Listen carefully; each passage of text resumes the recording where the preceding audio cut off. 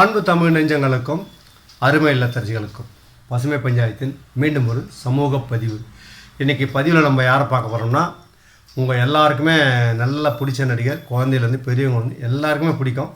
திரையில் மட்டும் இல்லைங்க, நிஜ வாழ்க்கையிலையும் தன்னால் என்னென்ன செய்ய முடியுமோ இந்த சமுதாயத்துக்கு இன்னைய வரைக்கும் ஒரு துளி கூட சங்கடம் இல்லாமல் சஞ்சலம் இல்லாமல் அழகாக செஞ்சுட்டு வர அவர் தாங்க நம்ம ராகவா லாரன்ஸ். அவரை பற்றி தான் இன்றைக்கி பதிவில் பார்க்க போகிறோம். ராகவா லாரன்ஸ் ஐயா வந்து என்னென்ன பண்ணியிருக்காரு அப்படின்னு சொல்லணும்னா, அவர் பெரிய வசதியெலாம் ஒன்றும் இல்லைங்க. ஆரம்ப காலகட்டங்களில் சிறு சிறு வேடங்கள் அடித்து சாதாரணமாக அந்த நடன பயிற்சிக்கு வந்து அப்படி சினிமா உலகத்தில் உடனே அவர் பெரிய ஆளெல்லாம் வந்துடல. மிகவும் கஷ்டப்பட்டார்.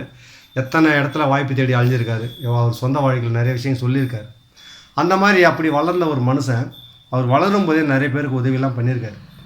அதே போல் இந்த ஊனமுற்றவங்க தான் மாற்றுத்திறனாளிகள், அவங்கள பற்றி சொல்லணும்னா, கால் இழந்தவங்க, கை இழந்தவங்க, கிட்டத்தட்ட அவர் ஒரு 15-20 பேர் நமக்கு தெரிஞ்சு சொல்கிறேன்.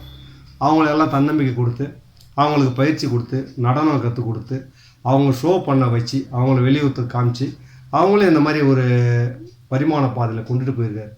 அந்த 15 பேருக்கு கூட மனசில் என்றைக்கும் அந்த வருத்தம், தான் ஒரு மாற்றுத்திறனாளி, தன்னால் ஊனமாக இருக்கிறமே அப்படின்ற அந்த மன வலி இல்லாமல் தன்னுடைய வழியிலே அவங்கள கூட்டுட்டு போகிறார். இப்போது அதில் சிகரம் வச்ச மாதிரி இன்னொரு செயல் பண்ணியிருக்கார் ராகவா லாரன்ஸ் ஐயா. வந்து அந்த 13 பேருக்கும் ஸ்கூட்டிங்க, ஒரே கலரில் ஸ்கூட்டியை வாங்கி அவங்கள சர்ப்ரைஸாக அவங்களே பார்த்து மிரட்டு போகிறாங்க. அவங்கக்கிட்ட முன்ன பின்ன சொல்லாமல், எதிர்பார்ப்பு இல்லாமல் அந்த 13 பேருக்கும் அந்த ஸ்கூட்டியை வாங்கி கொடுத்துருக்காரு. அந்த காட்சியெலாம் பார்க்கும்போது நம்ம நெஞ்செல்லாம் அப்படியே என்ன சொல்கிறது, அதெல்லாம் வேறு லெவலுங்க. மனுஷனாக பிறந்துட்டால் மட்டும் போதாதுங்க, அந்த மனுஷனுக்கு உண்டான தன்மைகள் இருக்கணும் பாருங்கள், அதுதான் பெரிய விஷயம். அப்படி சிறப்பான சேவை செய்யும் ஐயா ராகவா லாரன்ஸன் பாராட்ட வார்த்தைகள் இல்லை. இப்போது உதாரணத்துக்கு எடுத்துப்போம், திரைப்படத்தில் பெரிய பெரிய ஜாம்பவான்லாம் இருப்பாங்க.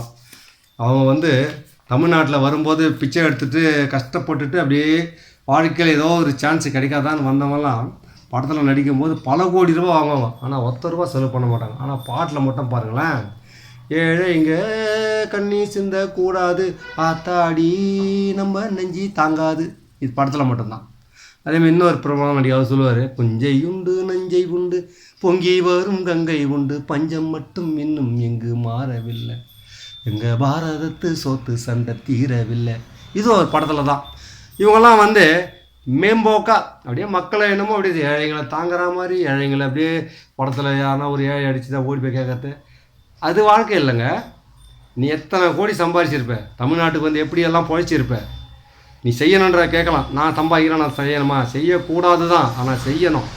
அப்போ தான் மனுஷன்.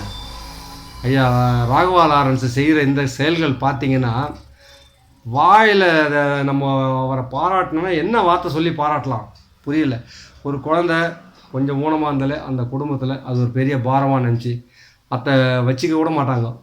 ஆனால் இவர் பாருங்கள், சினிமா காலத்தில் கூட பாருங்கள், அவர் நிறைய நல்லது எவ்வளோ பண்ணிகிட்ருக்காரு. இப்போ சமீபத்தில் இந்த KPY பாலா தம்பிக்கும் நீ என்னென்ன செய்யணும்னு சொல்லுப்பா, நான் அவனுக்கு உதவி பண்ணுறேன் அப்படின்ட்டு அவர் மூலியமாகவும் ஆட்டோ வாங்கி கொடுத்துருக்காங்க, நிறைய பண்ணியிருக்காங்க. இப்பேற்பட்ட மனிதர்கள் நம்ம தமிழ்நாட்டுக்கு கிடைச்சது பெரிய வரம், தவம். ஆகவே அந்த அன்புள்ளம் ராகவா லாரன்ஸ் என்றென்றும் மேன்மேலும் சிறப்பாக வாழ எல்லாம் வல்ல இறைவனை வேண்டி இந்த பதிவை முடித்துக் கொள்கிறோம். நன்றி, வணக்கம். மீண்டும் சந்திப்போம். உங்கள் பசுமை பஞ்சாயத்து.